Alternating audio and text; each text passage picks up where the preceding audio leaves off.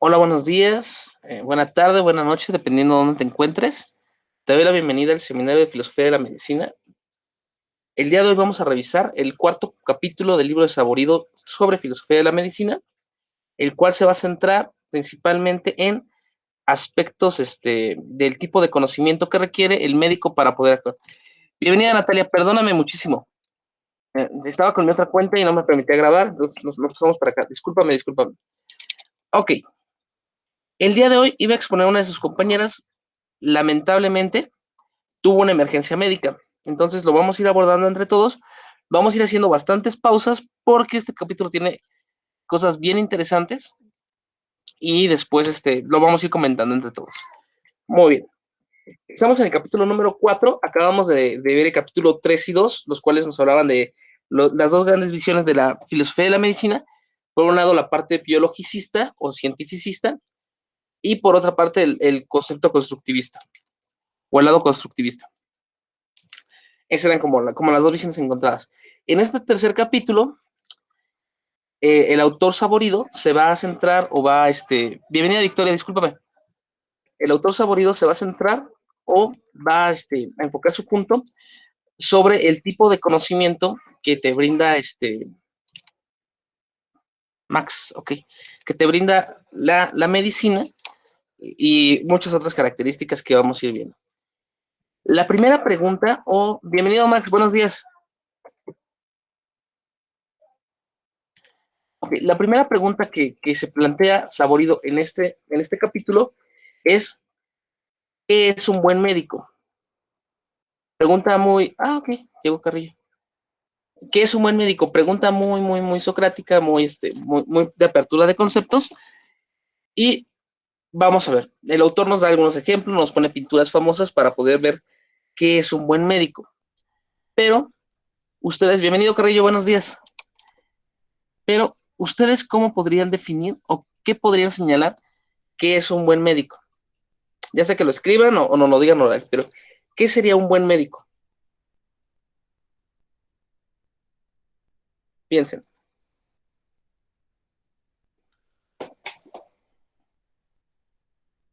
¿Qué características o qué condiciones tendría que tener un médico para que lo podamos considerar como bueno?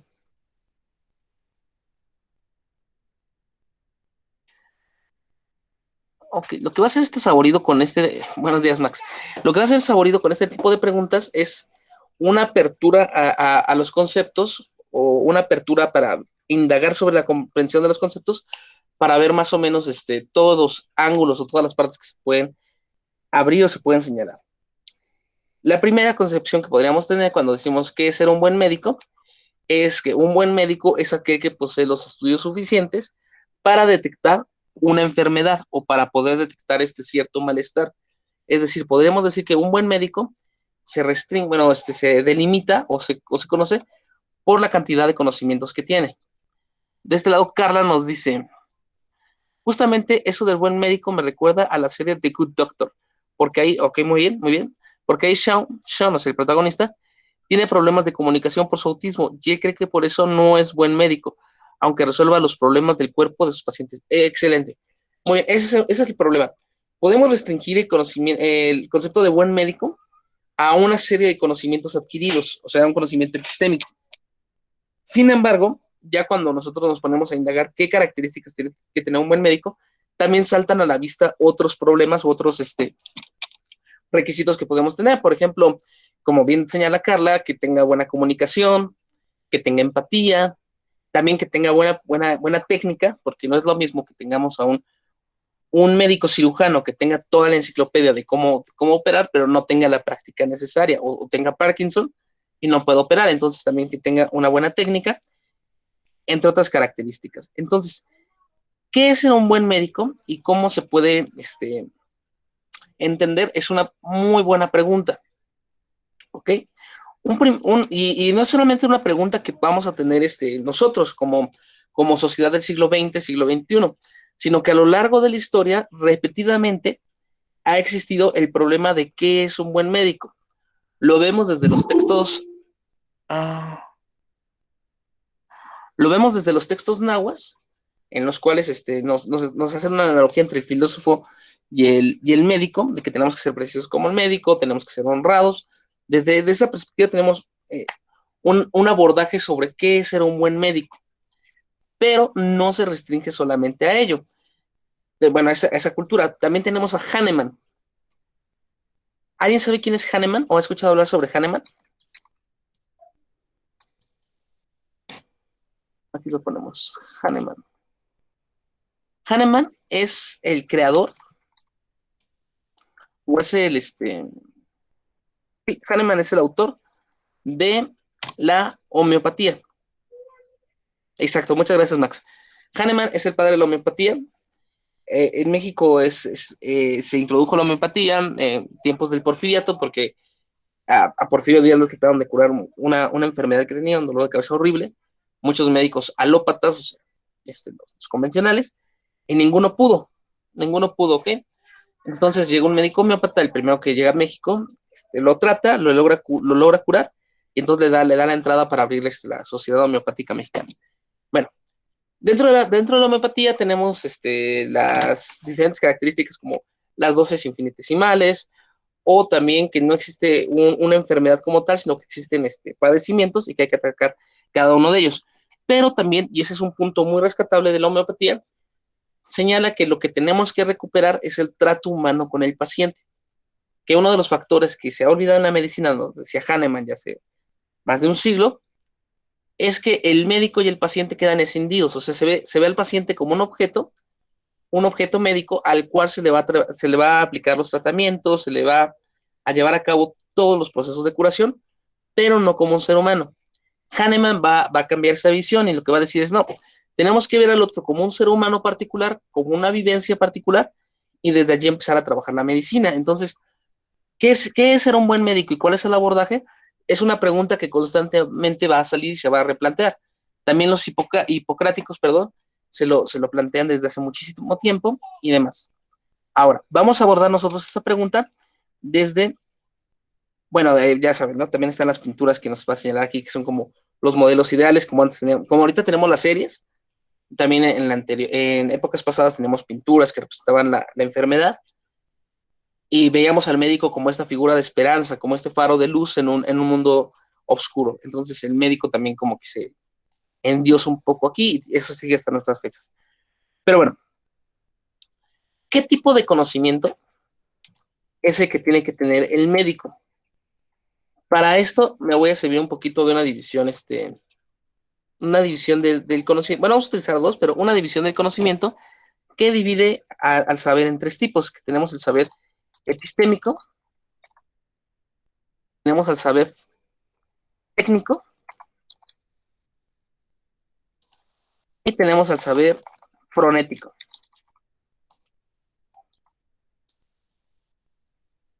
Vamos a ver a qué nos referimos con cada uno de ellos y cómo es que, cómo es que van a afectar o van a influir en el desarrollo de la medicina y cuál de los tres es el que tiene que poseer el médico. El saber epistémico o el saber epistemológico se refiere a todo el saber teórico que puede tener una persona, o todo el saber coherente, organizado que puede tener un ser humano. Todo, por ejemplo, todo lo que un médico aprendería en un libro de ciencia, o todo lo que nosotros podemos aprender de un libro de ciencia, ok. Todo lo que nosotros podemos aprender en un libro de ciencia es un saber epistémico, es un saber coherente que nos trata de explicar cómo es el mundo y cómo se lleva a cabo.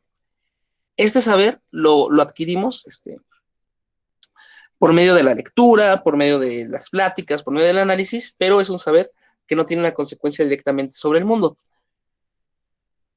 Por otra parte, tenemos el saber técnico. ¿Qué caracteriza el saber técnico? Bueno, el saber técnico es aquel que modifica el mundo de cierta forma. Por ejemplo, yo puedo, yo puedo aprender a hacer, bueno, yo puedo aprender a hacer un huevo revuelto solamente si adiestro mi cuerpo, adiestro mi organismo para llevar a cabo dicha labor. No me puedo meter a la cocina y considerarme un experto cocinero solamente leyendo manuales de cocina. Podría ser un excelente consejero de cocina, pero no un excelente cocinero, porque necesito la práctica, necesito que mi cuerpo se habitúe a estos movimientos para poderlo llevar a cabo. Cosa que también hacen los médicos de cierta forma. No es que nada más se la pasen aprendiendo a leer a través del libro, sino que tienen que llevar muchísima práctica para aprender a coser, para aprender a identificar partes del cuerpo de forma directa, para poder llevar a cabo alguna operación o llevar a cabo algún diagnóstico. Entonces, la técnica es algo ya puesto en marcha. Y por último, tenemos el saber fonético o la frónesis. ¿Alguien nos podría tratar de dar un adelanto o algunas características de qué es la frónesis? ¿O cómo se traduce normalmente, aunque es una traducción un poco simple? ¿Qué es la frónesis? ¿Ok? Prudencia, excelente, Carla. Esa es la forma más usual en la cual se traduce. Y sí tiene mucho, mucho que ver. De hecho, lo que va a decir Saborido en el capítulo es que, aunque es la visión más sencilla, tratarla como prudencia, en la que él va a tomar. Muy bien. Frónesis es como, se traduce como prudencia, pero hace referencia a un tipo de conocimiento práctico que tiene que ver mucho, mucho con el individuo. Es decir, es la capacidad que tiene un individuo para juzgar qué es lo correcto, qué es lo idóneo, qué es lo mejor que puede hacer en una situación determinada. ¿Ok? No es que tengamos como un manual o un recetario de cuál es la mejor acción, sino sería muy sencillo, nada más te aprendes ese libro y ya lo sabes hacer. Sin embargo, lo que van a decir autores desde Platón en el Menón, pasando por Aristóteles y toda la tradición estoica, es que esto no pasa así, sino que el conocimiento, perdón, sino que la vida se te va presentando cambiante constantemente. Entonces, lo que tienes que aprender a hacer es aprender a desarrollar la frónesis, es decir, un tipo de conocimiento que te permita encontrar o detectar cuál es la mejor forma de actuación en un momento determinado. Por ejemplo, si tú vas a... va a sonar muy tonto, pero si tú, por ejemplo, vas a una boda, es un ejemplo muy, muy, muy, muy absurdo. Si tú vas a una boda y es una boda que te dicen que va a ser elegante, va a ser muy formal, la frónesis te ayuda a diferenciar o establecer que quizás lo más conveniente no sea que vayas con tenis y con tu playera del Necaxa o de los Pumas, ¿no? O de cualquier equipo, que quizás no sea lo más prudente. O sea, no vas a matar a nadie por hacerlo, pero vas a desencajar muchísimo en la reunión. Entonces, lo más prudente, lo que vas a actuar con mejor frónesis es no a llevar a cabo dicha acción. Ese ejemplo que es un poquito tonto, un poquito sencillo, se puede aplicar a muchísimas otras circunstancias. Por ejemplo, supongamos que ustedes ven, en la calle, que en la calle están, ok, tampoco ir, exacto, muy bien, Carla, sí, efectivamente. Tampoco ir de blanco a una boda, si eres mujer, ¿no? Porque te vas a meter en muchísimos problemas. Y eso también se tiene que saber, y eso ahorita lo vamos a vincular con el etos, o sea, con lo que se considera correcto dentro de una sociedad, es cómo se va a actuar. Pero bueno, la prudencia es este conocimiento que te enseña a actuar en cada circunstancia de la mejor forma posible. Entonces, es un conocimiento práctico que tienes que desarrollar tú mismo. De hecho, Platón en el Menón decía que no es que lo tengas que desarrollar, sino que ya todos nacemos con él, lo único que tienes que hacer es ponerlo en práctica. Otros autores, por ejemplo, los estoicos, sí señalan que la prudencia se tiene que desarrollar, pero este conocimiento te permite tomar la mejor decisión posible en cada circunstancia o en cada ocasión. Les decía un ejemplo un poquito diferente. Supongamos que ustedes van caminando por la calle y de repente ven que están golpeando a una viejita como de 80 años, ¿ok? Están caminando y de repente ven a una viejita de 80 años. ¿La van a ayudar o dejan que la sigan golpeando? ¿Ustedes qué harían o qué dirían?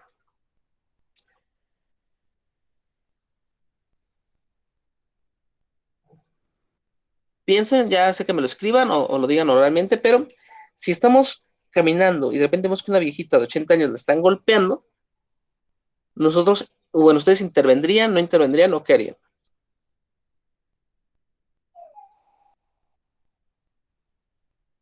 Algunos de ustedes quizás digan, no, pues obviamente yo intervendría, ¿no? Pobre viejita, y tratarían de hacer algo. Otros dirían, no es mi problema, me voy a largar de ahí. Y ya hay bastantes nociones. La frónesis que, ok, aquí tenemos un comentario, tenemos, pues sí ayudarla, creo. Si hizo algo malo, debería llamarse, exacto, llamar al poder del Estado. Eso se llama, ¿cómo se le llama eso? El monopolio de la violencia que maneja el Estado. O sea, el Estado es el único que puede establecer violencia, entonces no se puede golpear a la viejita, aunque haya hecho algo malo. Tiene que ser el Estado el responsable. Pero bueno, lo que diría la prudencia, o lo que diría la frónesis es, revisa la situación concreta. No es lo mismo que intervenir. Muchísimas gracias. No es lo mismo, no es lo mismo que estén golpeando a una viejita y sean 5 personas las que la están golpeando con cadenas y que tú no practicas ningún arte marcial y te lanzas y los tratas de detener. Lo que diría la frónesis es que ese es un acto totalmente imprudente, un acto de ibris, y dices la imprudencia o es la desmesura, dejarse guiar solamente por la emoción. Lo único que vas a generar es que en vez de que estén golpeando injustamente a una persona, ahora golpean a dos, ¿no? A ti y a la viejita. Sin embargo, si solamente está siendo golpeada por una persona y tú sabes que eres más fuerte que la otra persona y puedes intervenir, lo mejor sería intervenir. Entonces, la frónesis tiene que ir mucho con el caso particular y el contexto que te está rodeando. No existe un recetario mágico que se tiene de cómo llevar a cabo las cosas. El saber fonético también es bien importante y bien necesario en medicina. ¿Por qué?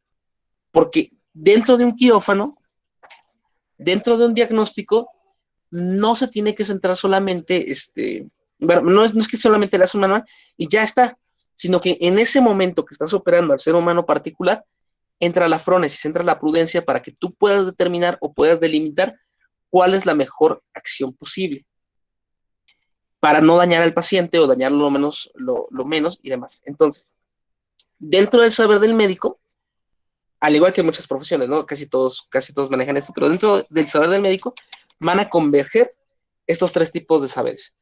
Por una parte, vamos a tener el saber epistémico, porque tiene que tener un bagaje cultural demasiado grande para poder detectar las enfermedades, para poderlas tipificar, poder hacer un diagnóstico o poder hacer una receta para poder ayudar a la persona.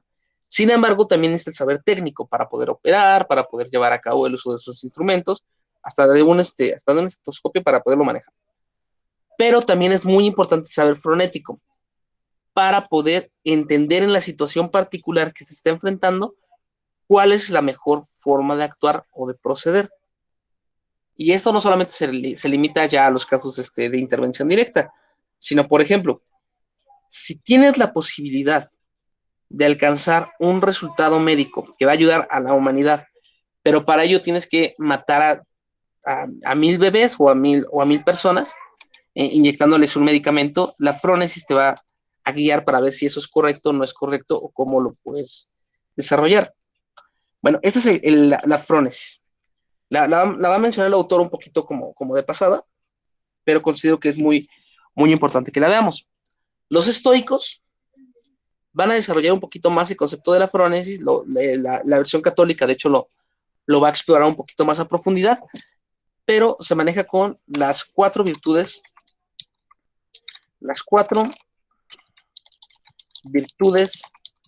cardinales. Son las 4 virtudes cardinales. Esto incluye la frónesis, pero no solamente es la frónesis. ¿Alguien conoce o alguien me podría mencionar cuáles son las 4 virtudes cardinales de los estoicos que después, literal, los agarra el catolicismo y los implanta? Entonces, también es parte de toda la doctrina católica imperante. Las cuatro, las 4 virtudes cardinales, ok, aquí las tenemos. La prudencia era 1, exacto. Muy bien, Victoria. Tenemos que la prudencia era 1. Los otros 3, ¿cuáles son? Tenemos la templanza, van 2. Muy bien. Templanza, prudencia. ¿Qué otro? Fortaleza, muy bien.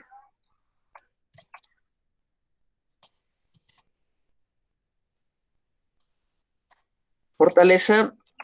Y nos falta uno. Justicia. Excelente. Justicia por 2 porque ya había puesto a Andrés. Y otra vez Andrés. Muy bien, Andrés. Ok, y justicia.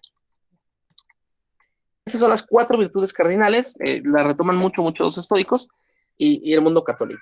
Pero las 4 se complementan para hablar un poquito también del saber frenético o de la frónesis. Vamos a ver por qué o en qué sentido, ¿ok? Entonces, por ejemplo, empezamos con la prudencia. La prudencia, les decía, es como saber actuar en el momento, o sea, por más preparado que estés para una cosa y hayas leído los millones de libros, los millones de textos, cuando te enfrentas con la situación concreta, todo va a cambiar. Entonces, la frónesis es que entiendas esos aspectos particulares y los lleves a cabo. Con los chicos de la preparatoria les pongo este ejemplo, es un poco útil. Imaginemos que ustedes han leído a Platón, han leído a Aristóteles, o han leído a otros autores, y ustedes se percatan o se dan cuenta que engañar a una persona está mal, ¿ok? Por más que ustedes hayan leído que engañar a una persona está mal, no va a ser lo mismo que cuando ustedes estén en la posibilidad de engañar a una persona, ¿ok? Porque cuando no estás en la posibilidad o no tienes el alcance de poderlo llevar a cabo, efectivamente vas a decir, no, pues está mal o es algo que no se tiene que hacer. Pero cuando ya te encuentras en la situación, tu perspectiva cambia porque todo lo que te está rodeando está vivo, ya no es algo teórico o algo hipotético, sino que está llevando a cabo. La frónesis te ayuda en esos momentos. Entonces es un saber prudencial que te ayuda como a poder establecer estos puntos. Eso se va a lograr o se va a complementar con las otras 4 virtudes. Empezamos con templanza. La templanza es un controlar tu propio carácter o un poder controlar tus propios instintos o tu propia personalidad de cierta forma. De hecho, templanza viene de temple, que es como con lo que se forjaban las espadas para que fueran más fuertes, o sea, templar el carácter para poderlo llevar a cabo. De hecho, hay ciertas doctrinas en psicología que dicen que todos ya nacimos con unas ciertas características, un cierto carácter predeterminado, pero lo que podemos desarrollar es el temple. O sea, podemos aprender a controlar nuestras emociones, podemos aprender a mediarlas para tomar una decisión. En este sentido, la templanza se refiere o señala que ante cualquier situación lo primero que tienes que hacer es calmarte, estar tranquilo o estar lo más controlado posible para poder tomar la decisión. Esa es la templanza, ¿ok? Después de la templanza, denme un segundito, por favor, permítanme, no me tardo nada.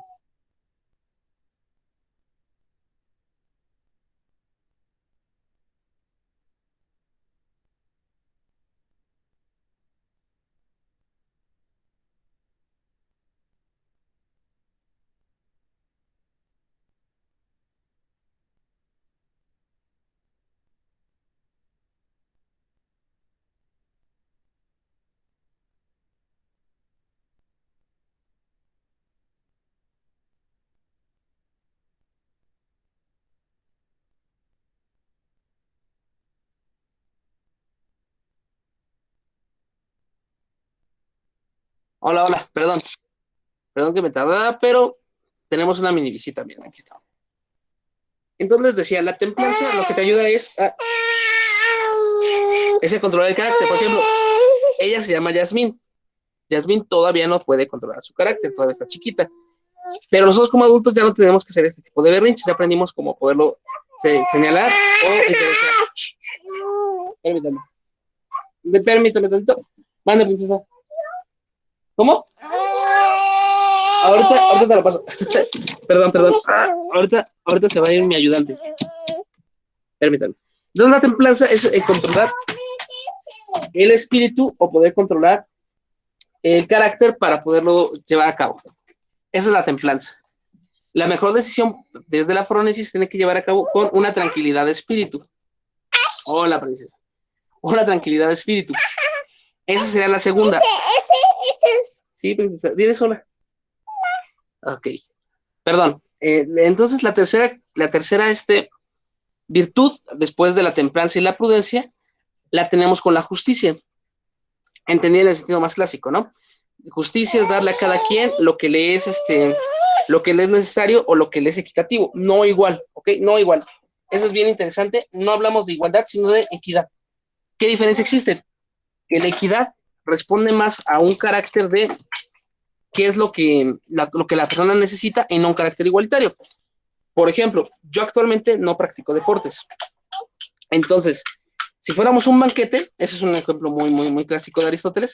Si yo fuera un banquete y junto a mí hay una persona que hace mucho, mucho, mucho, mucho, mucho ejercicio y a cada quien nos entregan medio pollo, lo más probable es que a mí me sobre pollo y a mi compañero o a esta persona que hace mucho ejercicio se quede con hambre.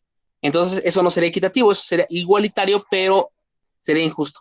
Entonces, sería darle a cada quien lo que le corresponde de forma equitativa para su bienestar o para el bienestar colectivo.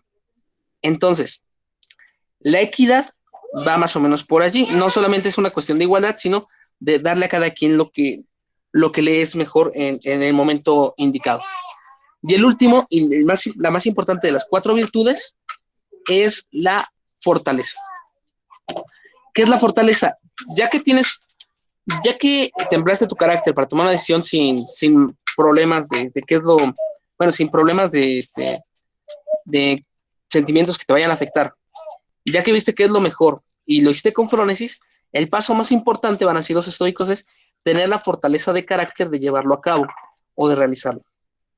Estas 4 virtudes las tiene que tener el médico y las tiene que desarrollar a lo largo de su profesión. ¿Por qué? Porque si no tiene fortaleza, no tiene equidad, no tiene justicia, no se va a poder enfrentar con la labor diaria que tiene que llevar a cabo. Imaginemos que ustedes van al médico y de repente le caen gordos al médico, o ustedes son muy pesados con él, y entonces, como no tiene templanza, decide no atenderlos, ¿ok? Decide no operarlos. O no tiene justicia, es un médico injusto, y entonces les empieza a recetar medicamentos que les van a hacer daño nada más para él tener un beneficio particular.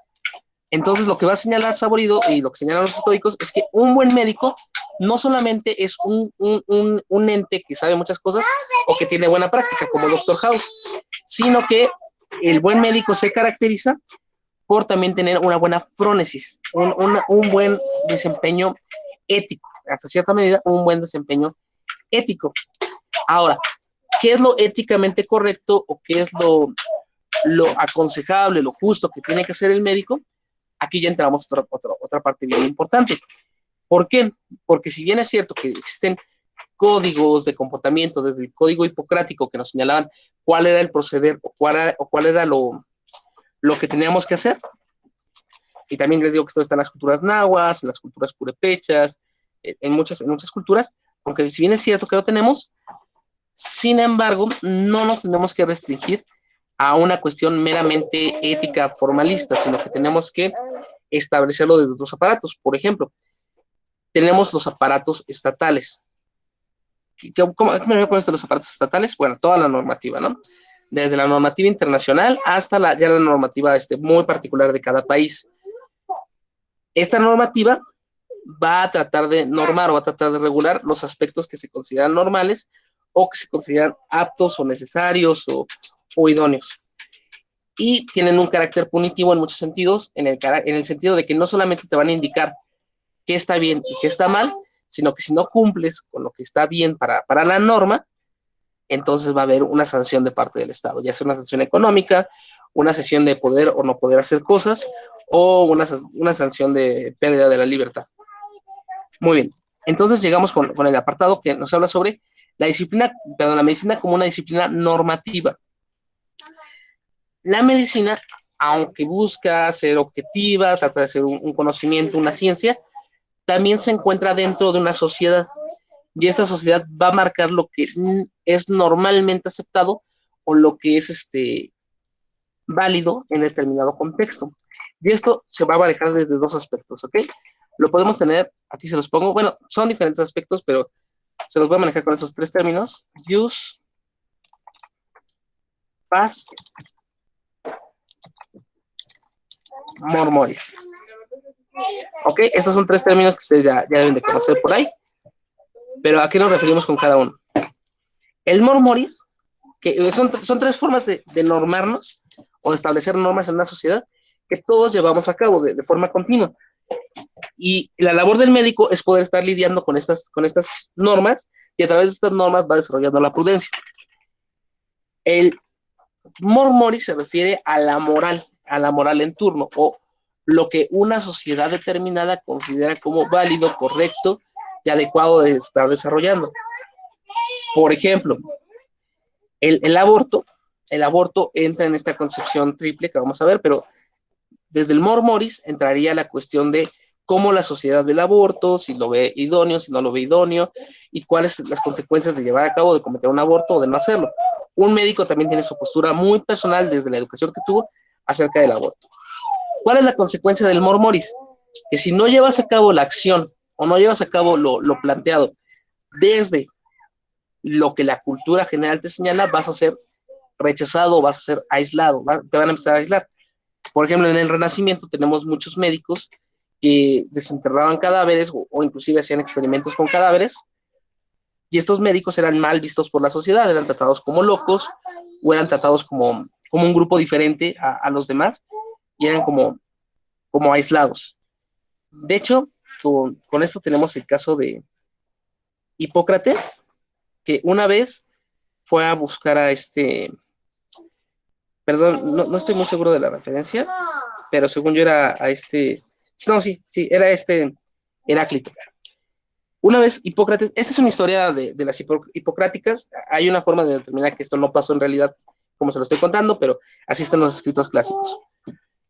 Hipócrates una vez fue a un pueblo, y una vez fue un pueblo, y dentro de este pueblo estaba Heráclito, y todos le decían que atendiera a Heráclito, porque se había vuelto loco.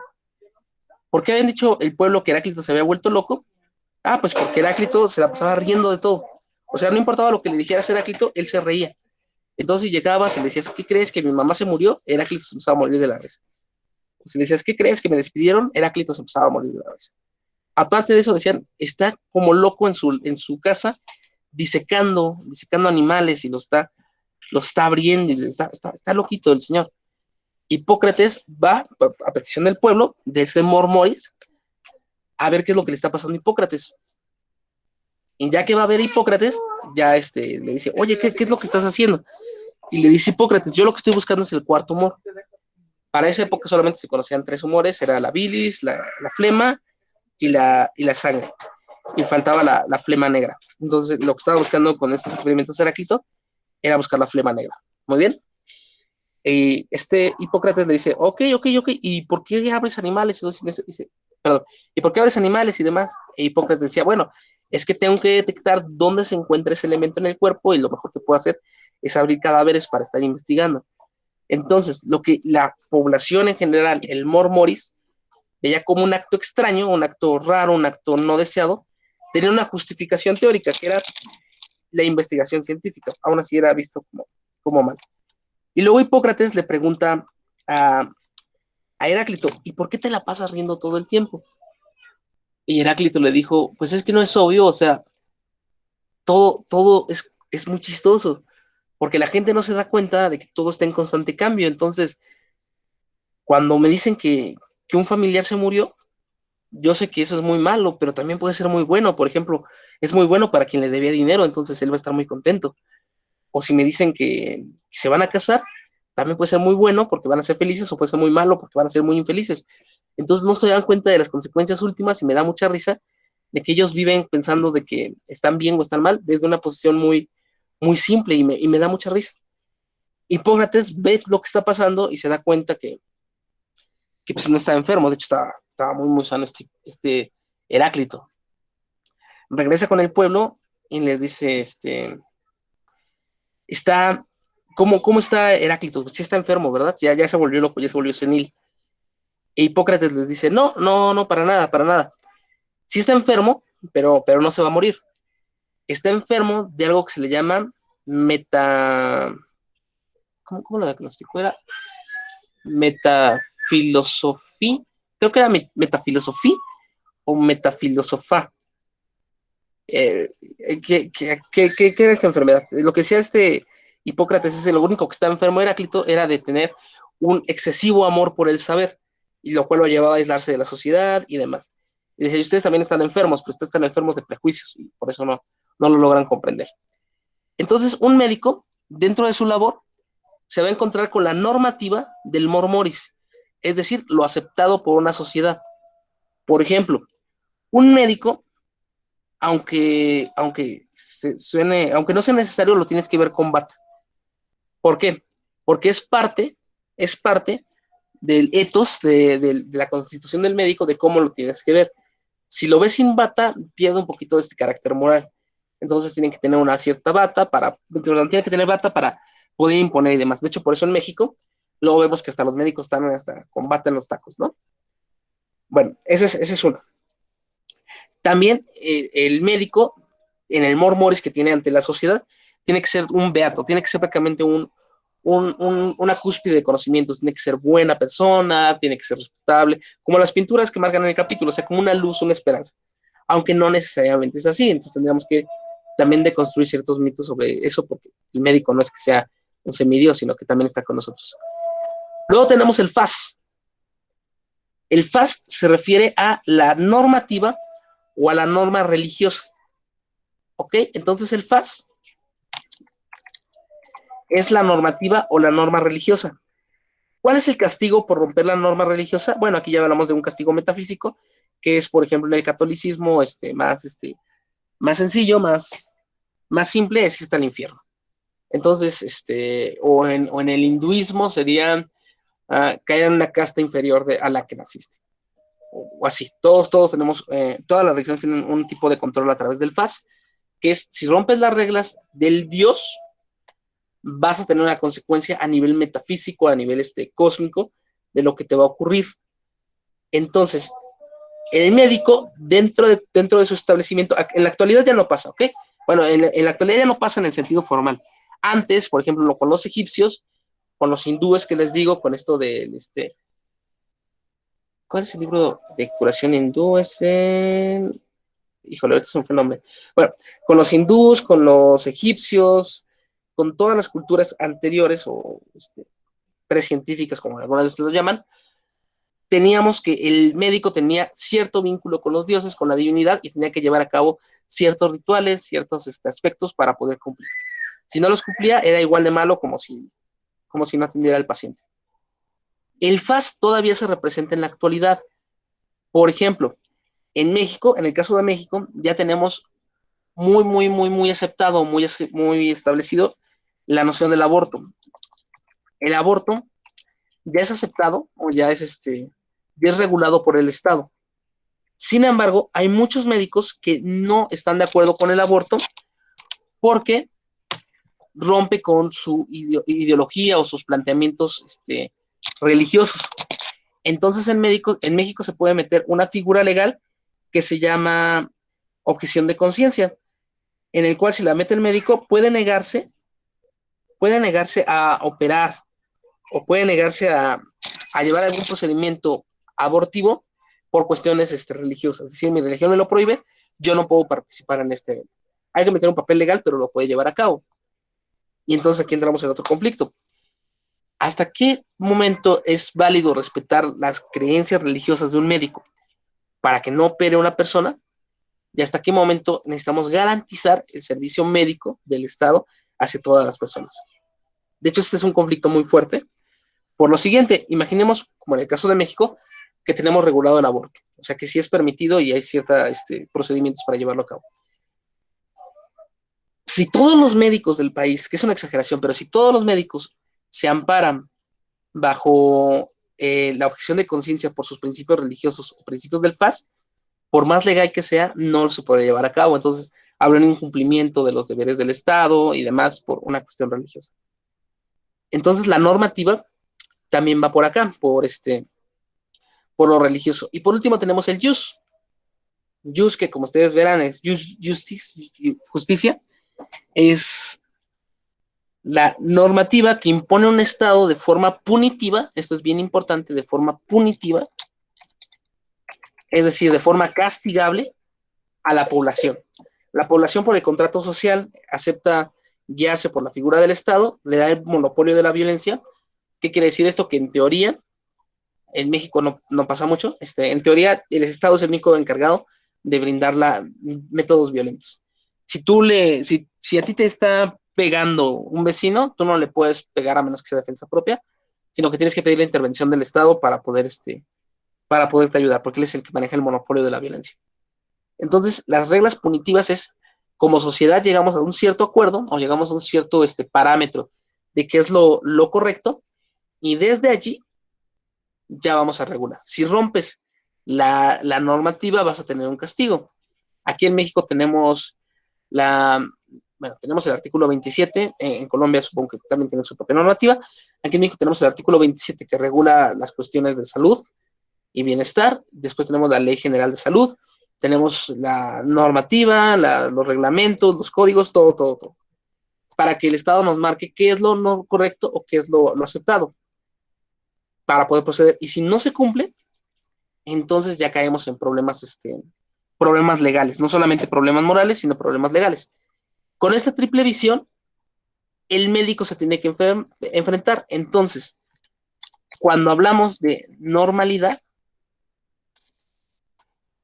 entramos con un concepto que aunque no se quiera juzgar o no se quiera establecer, siempre va a surgir o va a resaltar, que es qué es lo normal. ¿Qué es lo normal? ¿Y qué es lo normal? Es una pregunta bien, pero bien complicada. ¿Por qué? Porque de contestar qué es lo normal, van a surgir muchas consecuencias para la persona, para el Estado y demás. El problema es que qué es lo normal también se va a bailar mucho con qué es lo natural. Ahora, entender qué es lo natural también es bastante complicado. ¿Por qué? Porque lo podemos ver desde un lado biológico, y decir que natural es la funcionalidad, pero también lo podemos ver desde un lado metafísico, teológico, es decir que lo natural es, por ejemplo, obedecer a Dios, o otro tipo de naturalidad y de normalidad. Entre establecer qué es lo normal y qué es lo natural, se va a desempeñar toda esta labor. En el caso del médico, él va a tener esta visión y por eso es bien importante la filosofía para el médico. ¿Por qué? Porque un médico que no se cuestione qué es lo normal y qué es lo natural, es un médico que va a estar reproduciendo o va a estar volviendo a poner de forma crítica lo que le han enseñado, lo que le han dicho que es lo correcto, lo cual en muchos casos puede generar una reproducción puede generar una reproducción de estatutos, una reproducción de cosas ya dadas que quizás afecta a la población o inclusive a él mismo, o puede ser algo beneficioso, pero mientras sea crítico de su labor, va a ser mejor para su propio desempeño. Y no solamente el médico, ¿ok? Sino también los enfermeros, los radiólogos, los encargados de instituciones de salud y demás. Entonces, es bien importante tener esta triple concepción. Principalmente la concepción diferencial entre el jus y el mor moris, ¿ok? El FAS también les digo que es bien importante y bien interesante. Sin embargo, en la actualidad está como un poquito rezagado. Pero esto es bien interesante. Por ejemplo, el filósofo, o bueno, los estudiantes de filosofía, ¿en cuál de los tres creen que se mueva más? ¿En el jus, en el FAS o en el mor moris? Piensen.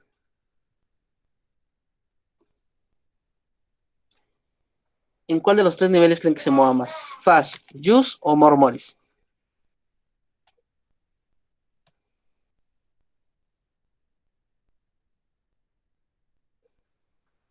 Por ejemplo, cuando estábamos en la época medieval, occidental, europea, nos manejábamos mucho por el FAS. Ya ven que la filosofía era la sierva de la teología, entonces toda decisión que tomaba el filósofo tenía que ser marcada por el FAS. Actualmente, la discusión o el entorno de esta normalidad se ha girado o se ha establecido más en el mor moris, en qué es lo bueno, qué es lo malo, qué es lo correcto, qué es lo incorrecto, y más o menos así lleva la discusión del filósofo, a grandes rasgos, ¿no? Sin embargo, también es bien necesario que entremos al campo del use, es decir, no solamente ver qué es lo correcto, qué es lo bueno de forma abstracta, o qué es lo que piensa la sociedad y cómo cambiarlo, cómo mejorarlo, cómo hacerlo, sino que también nos tenemos que meter al lado de la normativa legal, tanto de nuestro país como a nivel internacional. ¿Por qué? Porque si estamos inmersos en estados los cuales controlan el monopolio de la violencia, controlan otro tipo de poder como el económico, el social y demás, y no intervenimos en las políticas de Estado, entonces en realidad nuestro efecto de acción, bueno, nuestra capacidad de acción queda muy restringida. Entonces no vamos a ser tan tomados en serio como si nos metemos con la normativa y poder juzgar desde allí. Entonces yo les sugiero mucho que si no lo han hecho, revisen cuál es la normativa del país en torno a la salud y cómo se lleva a cabo. Por ejemplo, se los mencioné la clase pasada, en México no hay un control, al igual que en España, no hay un control sobre medicamentos homeopáticos. No hay un control. ¿Por qué? Porque los medicamentos homeopáticos o los medicamentos, porque los medicamentos homeopáticos o los medicamentos naturistas no se, no se manejan como tal ni en México ni en España. Se manejan como complementos alimenticios. Y en tanto son complementos alimenticios, no se les da la misma regulación por la FDA, no se da la misma regulación por otros instrumentos de calidad para un medicamento. ¿Qué es lo que pasa? Que muchos de estos medicamentos homeopáticos o naturalistas que no son regulados de una forma estricta, muchas veces no cumplen con lo que indican, ya sea desde algo muy inofensivo, como que en vez de que te den una hierba o una planta curativa, lo que te den es simplemente una planta sin efecto y entonces no vas a generar el efecto que tú estabas buscando, hasta muy negativa. Por ejemplo, en España se dio el caso de que estaban vendiendo un medicamento homeopático, el cual tenía una planta que era, un neurotóxico, en gran cantidad era un neurotóxico, y era recomendada para niños chiquitos, para quitarles, para generarles sueño que se podían dormir. Las mujeres, al no ver que había una indicación o una advertencia de que ese medicamento podía causar daño, se lo dan a sus hijos mueren o no terminan con daño cerebral. Todo porque no hubo una normativa que lo pudiera regular, ¿ok? Entonces, hay que establecer también cuáles son las normativas a nivel estatal sobre la medicina para poderlo hacer, desde la filosofía. ¿Por qué? ¿Por qué desde la filosofía y no desde el puro derecho? Bueno, en la actualidad se maneja, bueno, hay bastantes corrientes en derecho, las dos más fuertes son el justnaturalismo y el justpositivismo. El justnaturalismo es aquella corriente filosófica que considera que existen dos leyes, las leyes naturales y las leyes positivas. Y también existe el justpositivismo, la que señala que solamente existe un tipo de ley, un tipo de normativa aceptada. Esta normativa aceptada es la normativa positiva, o sea, lo que está escrito. Si les interesa ese tema, el principal autor que nos va a hablar de eso y que es como la fuente de todo esto se llama Kelsen. ¿Qué es lo que señala Kelsen? Kelsen dice que y ahorita lo seguimos vinculando con medicina, se los prometo. Kelsen dice que la normativa o el sistema jurídico o la ciencia jurídica no se puede ver influenciada por características morales, por características religiosas, por características personales, porque entonces ya no sería una ciencia. Recordemos que para principios del siglo XX, positivistas, realistas, consideraban que la ciencia tenía que ser como un reflejo de la realidad o lo más cercano a ello a través de evidencia fáctica y quitar todos los presupuestos, toda la metafísica. Por ahí nos va a decir eso Carnap y otros autores, Schlick, Neurath y demás. Bueno, lo que va a decir Kelsen es que el sistema jurídico, la ciencia jurídica tiene que ser lo más neutro posible. Entonces, toda regla aceptada va a ser porque es coherente con el sistema. Ya no nos va a importar moral, ya no nos va a importar ética, no nos va a importar religión. Tú lo puedes tener como persona, pero en el momento de entrar a una labor jurídica, solamente te tienes que preocupar por la normativa. Entonces, si solamente nos preocupamos por la normativa, entraríamos en un campo de coherencia. Una persona es inocente o es culpable, deja de ser una noción de es una persona buena o una persona mala. Para cumplirse nada más, para volverse nada más en el caso de una persona sigue la normativa o no la sigue. Si sigue la normativa, no se le encarcela, no se le enjuicia, no se pasa. Si no la sigue, tiene una sanción, ya sea económica, administrativa o de otro tipo. De hecho, por eso este tipo de casos que quizás ustedes conozcan, que es los fallos del debido proceso. Es esto de los fallos del debido proceso. Supongamos que ustedes lograron atrapar a una persona que hizo un acto ilícito, pero no siguieron el proceso adecuado en su captura ni en su remisión al centro correspondiente. Si ustedes no lo hicieron, el abogado de la contraparte, de la persona que estaba haciendo algo ilícito, puede alegar, y es mucho de lo que hacen los políticos por acá en México, pueden alegar que hubo faltas al debido proceso y entonces, al no seguir la normativa establecida, al no seguir la coherencia señalada, no se le puede culpar a la persona y tiene que quedar en libertad porque se incumplió con el derecho a un juicio justo. ¿Ok? Entonces, si nos vamos, esa es como la visión más actual y más reconocida en muchos estados del derecho, que es la visión coherencial y la noción positivista. Si nos vamos por esa visión, solamente el derecho médico se centraría en qué normamos como legal, cómo regularlo y cómo llevarlo a cabo. Sin embargo, la filosofía de la medicina tendría que entrar en esta labor y decir, oye, pues sí, mira, eso es lo que está normado, pero hay muchas cosas que están de fondo que hay que sacar a la luz. Hay que matizarlas, pues, para poderlas llevar a cabo. Eso es por una parte. Por otra parte, la otra corriente que les digo que existe, aunque ya ahorita no es tan fuerte, es el justnaturalismo. El justnaturalismo señala que existen dos reglas o dos tipos de leyes.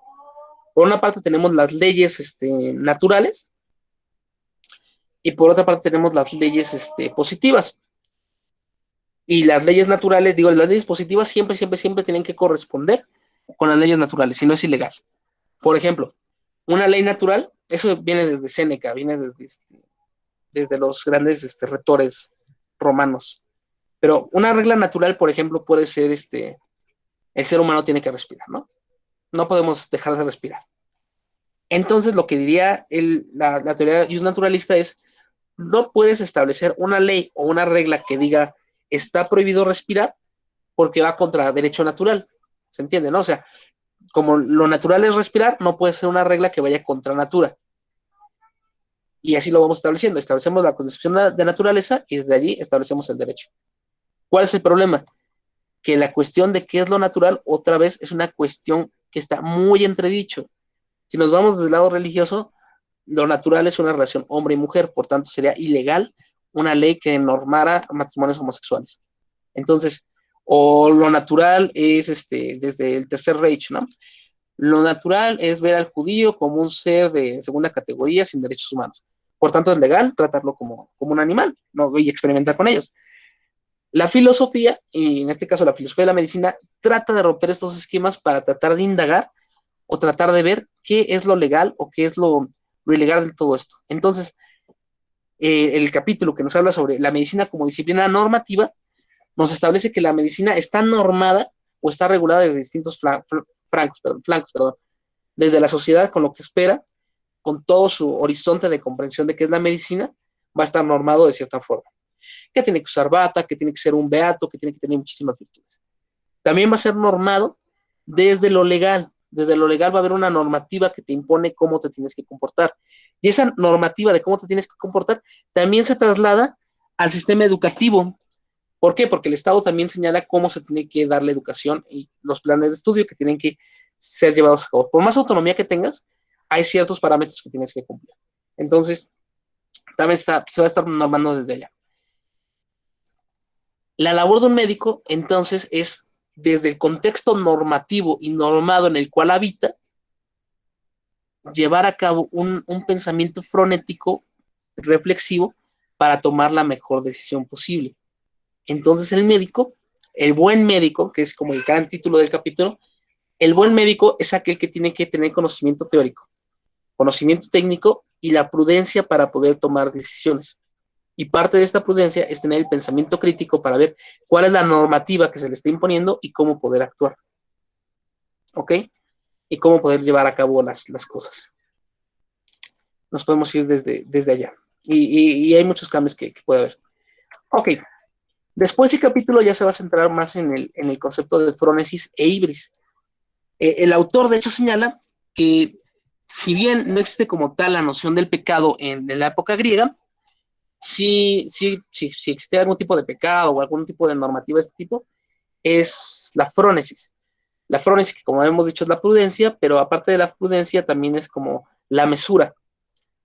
La mesura en el sentido de no excederse. ¿Okay? La mesura.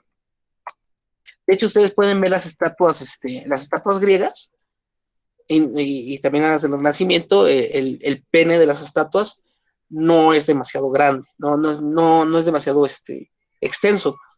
¿Por qué? porque parte de la mesura es estar proporcionado, es no tener excesos.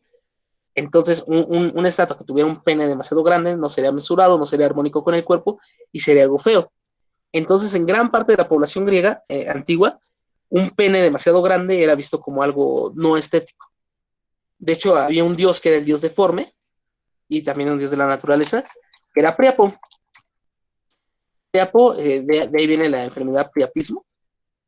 Era hijo de Afrodita con híjole, era hijo de Afrodita con se me fue el nombre, es un dios que es muy guapo, muy, muy guapo. Pero bueno, es hijo de Afrodita y se le condena o se le castiga por cuestiones, lo pueden revisar en mitología, con un pene demasiado grande, demasiado, demasiado grande. Lo cual lo lleva al lado de la bestialidad, de la animalidad y demás. Entonces, estar en desmesura o estar en descontrol, los griegos lo van a ver muy mal. Todo tiene que estar proporcionado y tiene que estar establecido de una forma tranquila. ¿Cómo se le llama cuando una persona no es mesurada? Cuando una persona no es mesurada, se dice que tiene la ibris. ¿Qué es la ibris? La ibris es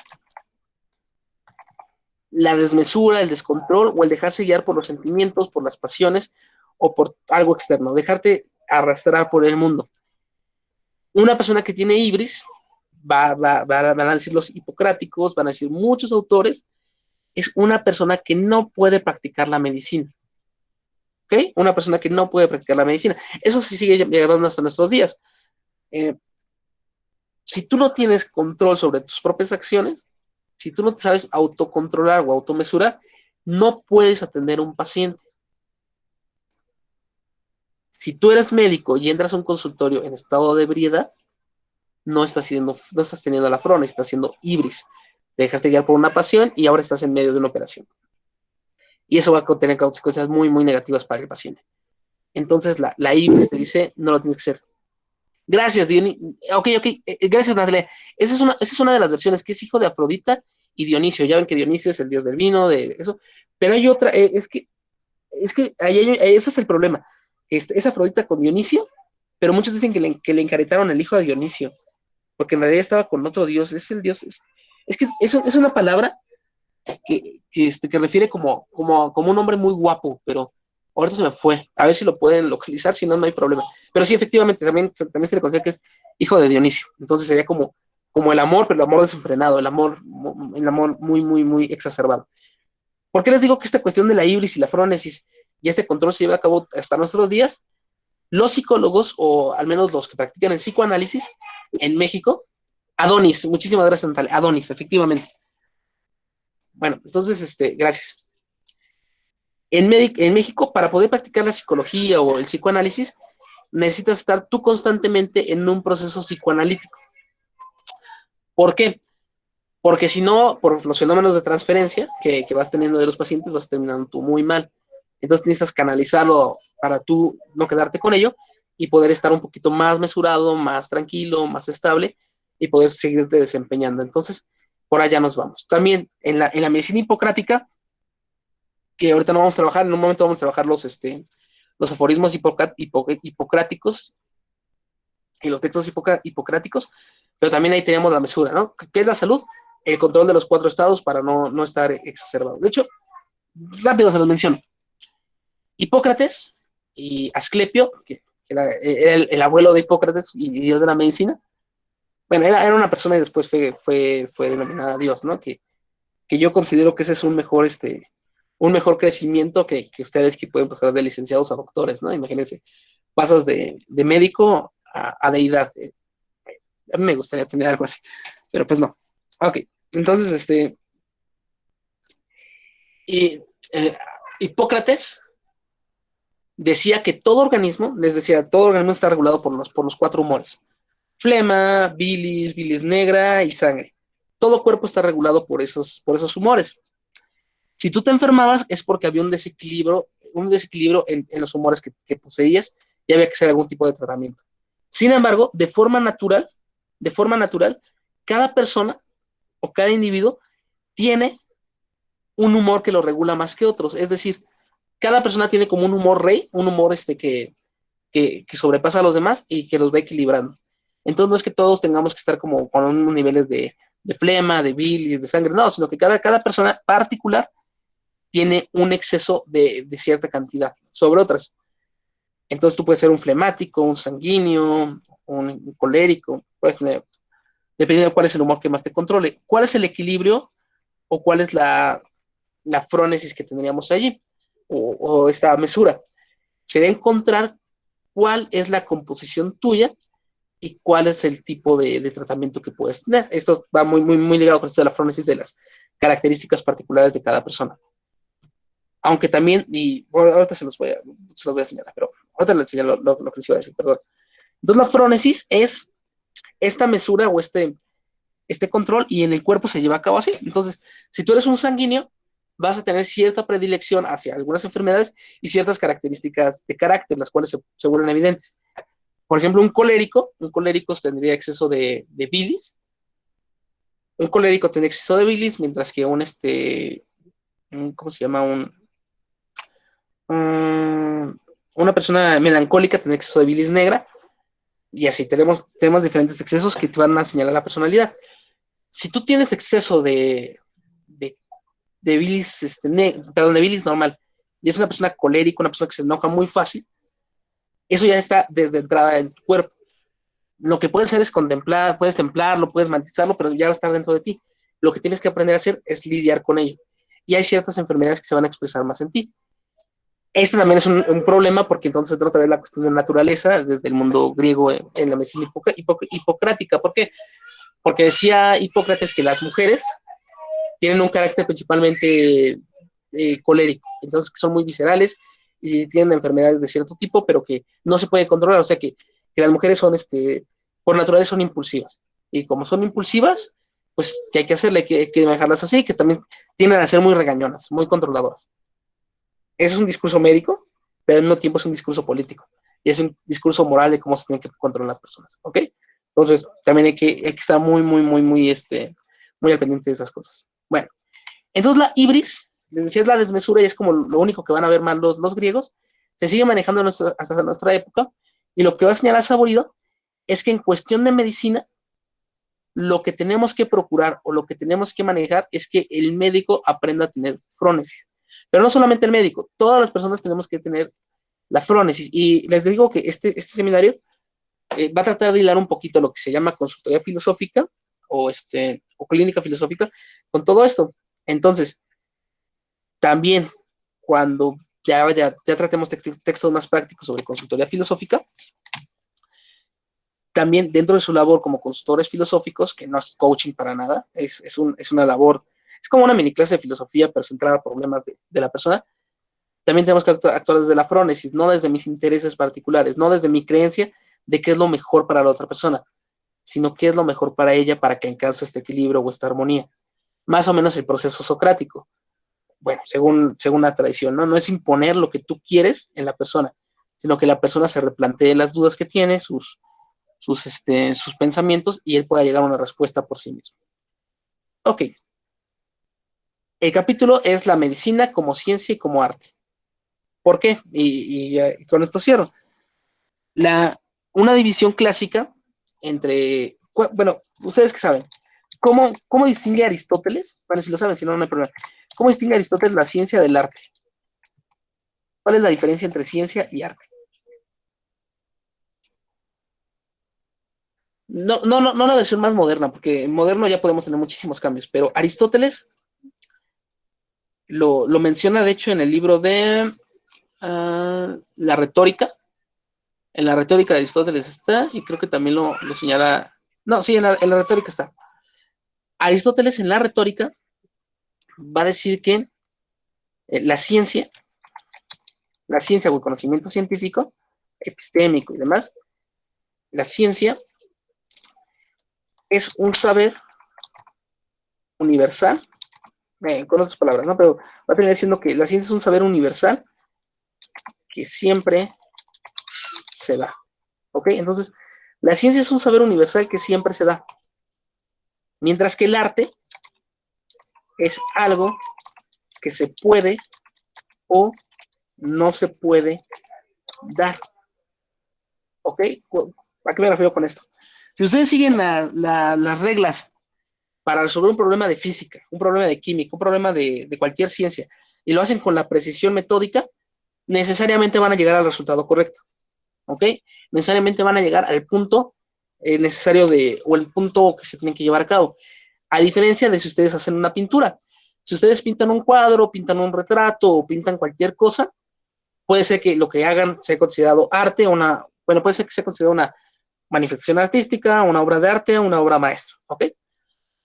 Pero ya no depende tanto de un método preciso, sino depende de otras cosas que se van dando en el desempeño. Es decir, la ciencia es un saber universal, como un saber epistémico, un saber técnico, algo que se puede aprender y se puede enseñar, pero también tiene parte de arte. ¿A qué me refiero con esto de arte? Ya nos iremos por la parte de la frónesis, que puede funcionar o no puede funcionar, y eso se da en cada caso particular. El médico tiene que ser un experto en todos los conocimientos teóricos de su materia y todas las técnicas, pero también tiene que desarrollar la capacidad de actuar en vivo y entender que por más que actúes en vivo siguiendo los métodos correctos, puedes fallar. Y puede fallar porque no es meramente una ciencia, sino que también es arte. Y por allá nos vamos a ir. Y más o menos, bueno, eso es de lo que trata el capítulo, a grandes rasgos. No sé si tengan comentarios, dudas, señalamientos, algo que ustedes hayan visto. Adelante.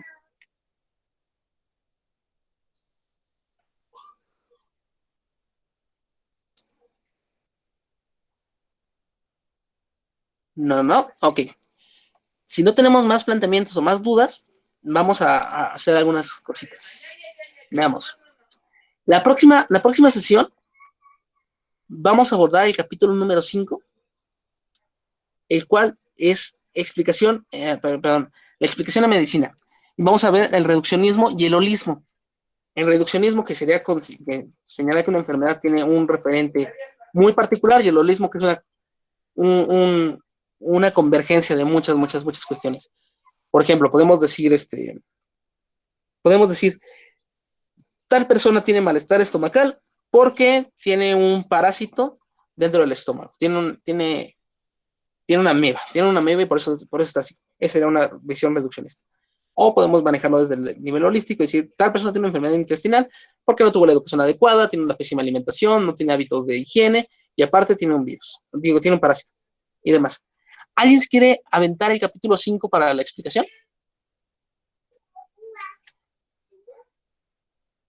Vamos a ver, porfa. Si no, ahorita lo escogemos. 5. Max. Excelente, Max. Oye, Max, pregunta, ¿es la primera vez que vienes o ya habías venido?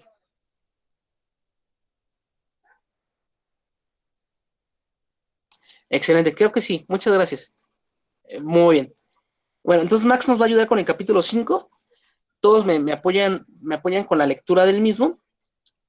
Y recuerden que de todavía falta mucho, ¿no? Pero más o menos como por octubre de este año, va a venir Saborido, va a venir el autor del libro y va a dar una conferencia en Acatlán. Bueno, venir es un decir en pandemia, ¿no? O sea, va a venir por vía Meet o vía Zoom, va a dar su conferencia y vamos a hacer todo un evento alrededor. Entonces, si quieren ir preparando su conferencia, va a ser a través de Meet, de estos medios electrónicos, vayan preparando una conferencia o algún tema que les gustaría abordar para hacer como todo un evento de filosofía de la medicina. Ok, también estamos viendo cuál texto vamos a abordar después del desaborido. Tenemos algunas opciones que podríamos tomar. Se las voy señalando aquí, aunque ustedes quieren otra, con todo gusto lo podemos tomar. Una opción podría ser Cangelien, con esto de la normatividad, lo normal y lo normado de Cangelien, para poderlo abordar. Otro, está pesado, la verdad, pero uno de sus compañeros lo quiere ver, que es el nacimiento de la clínica, de Foucault. ¿Ok? Podemos trabajar el nacimiento de la clínica de Foucault, el texto de Cangelien. También podemos ver los textos hipocráticos, los fragmentos hipocráticos para irnos a lo más esencial de por allá. Podemos buscar algo de medicina oriental y ver sus principios, el libro amarillo, todo esto. O también podemos irnos por el Menón de Aristóteles, perdón, el Menón de Platón para analizarlo. o ya algún texto más moderno de filosofía de la medicina que quieran trabajar. Vayan pensando para ver cuáles que les interesaría que revisáramos. Y ya, si no hay más dudas, más preguntas, yo creo que acabamos por esta sesión, chicos. Tengan un muy bonito día. Oh, ok. Bye, bye.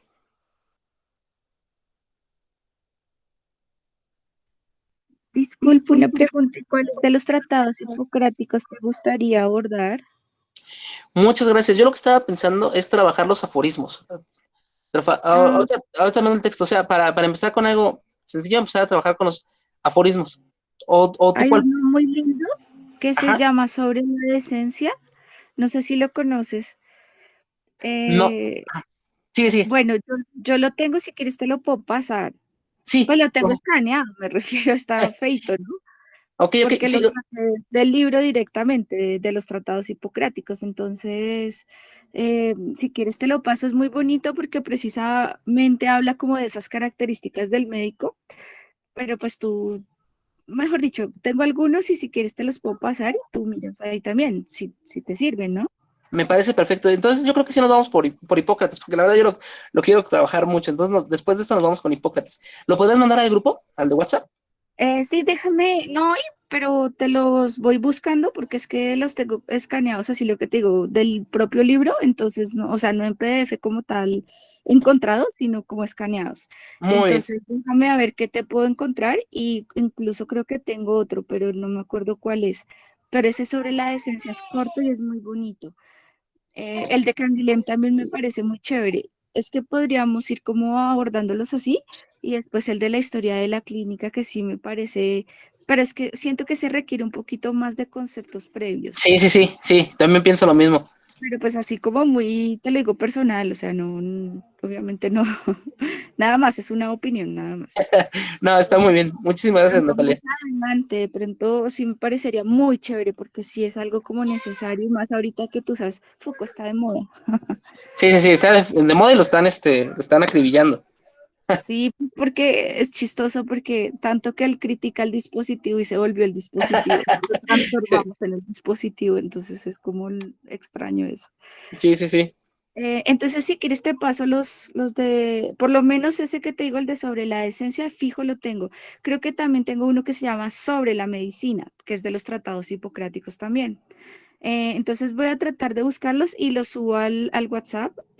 No te digo que hoy, tan pronto pueda, pues te los paso. Perfecto. Sí, todavía tenemos tiempo. Todavía nos faltan unos capítulos de por aquí.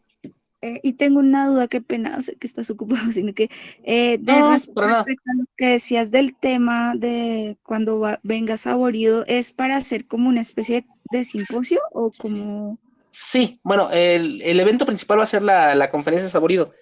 Nos Sí. dejó, y lo que pensábamos hacer era una serie de mesas de conferencias, pero sí, será algo así como un mini simposio, pero ahora sí que los expositores seríamos los del seminario. Ok, ok. Cuenta conmigo en una de las ponencias. No, no sabría decirte qué tema, pero porque es que yo no sé si cabría ahí. Yo trabajo bioética y cine. Ah, Entonces, genial, podría abordarlo como de pronto desde alguna serie, desde alguna película. ¿Sabes cuál me gustaría? La de The Doctor. de doctor. La película, esa viejita, Ok, no ok. sé si te acuerdas cuál es, que es No, donde el médico se transforma en un paciente, él tiene un cáncer y le toca pasar por todas estas cosas que tiene que pasar un paciente, de espere su turno, de no hay agenda, de básica, aunque es viejita. Y él después enseña, o sea, él supera su tema y hace pasar a sus estudiantes por pacientes. O sea, les dice primero, pasen por ser pacientes. Entonces, no sé, si tú quieres, yo podría hacer algo así. No sé también si viene al caso o no, no, no, sería sí. mejor tener un texto. No, no, perfecto, perfecto. Me gusta mucho. Me gusta mucho, aparte porque eso es, va a tener mayor impacto para las personas porque es más visual. Ya la vi, bueno, ya vi cuál película es, no la he visto, la voy a Ah, buscar para bueno, poderla ver, pero sí, bueno, sí, voy a sí, buscarla también si la encuentro, es que no, pues, si no también les paso, pero pues la puedo conseguir pirata. No sé si está válido, o sea, de sí, pronto en sí, alguna adelante. plataforma así X, como Nula Nu o algo así. Entonces de Ok, pronto les puedo pasar el enlace, ¿sí? Sí, sí, si sí. estuvieras de acuerdo, pero si quieres, cuenta conmigo en una ponencia de esas, o sea, y si viene al caso, por eso te digo, si no, no hay problema. No, sí, sí, Mientras a me mí sí me gusta adapto mucho. a otro texto, pues lo puedo hacer, no hay ningún problema. Pero sí Ok, me gustaría participar para ir claro, preparando las cosas y eso. claro, claro, estás totalmente contemplada y me gusta mucho esto que señalas. Ay, vale, muchas gracias. Entonces voy a buscar también el enlace como para que la vean también, ya que es que creo que viene al paso precisamente lo que estamos viendo ahorita, porque es que la afronesis solo puede darse cuando uno tiene cierta comprensión de cosas, Sí, ¿sí? Entonces, si tú, no significa que, digamos, como dicen algunos, o sea, que un ginecólogo no puede ser buen ginecólogo porque es hombre. No, pues tampoco así, pero sí hay cosas de repente como, por ejemplo, experimentar dolor y sufrimiento te hace una persona más empática y genera una comprensión distinta de la enfermedad, de lo que padece un paciente, etcétera. Entonces, claro, si tuviste la experiencia, es mucho más sencillo de pronto ujú. entender y generar una mejor expectativa, un mejor tratamiento y todo esto. Entonces de pronto se las paso, pues si quieres, ¿no? Sí, sí, Para que sí. la vayan mirando y pues yo haría la ponencia sobre eso, sobre The Doctor y ya. Perfecto, Natalia. Y Me te gusta. paso los textos de, creo que el de Canguilhem también, el de lo normal y lo patológico, te refieres, ¿verdad? Sí, sí, sí, efectivamente. Creo que ese lo puedo tener en PDF, creo. Si no lo tienes, de pronto también lo puedo tener. Ok, ok. El de Listo. Canilén sí lo tengo, Ah, no, pero entonces no, tranquilo, no te preocupes. Es por si acaso, ahí vamos reuniendo a ver qué tenemos. ok, va que Bueno, va. muchas gracias, que estés muy bien. Gracias a ti, Natalia. Cuídate mucho. A todos, gracias igualmente. Bueno, chicos, voy a cerrar. Cuídense mucho. Bye, bye.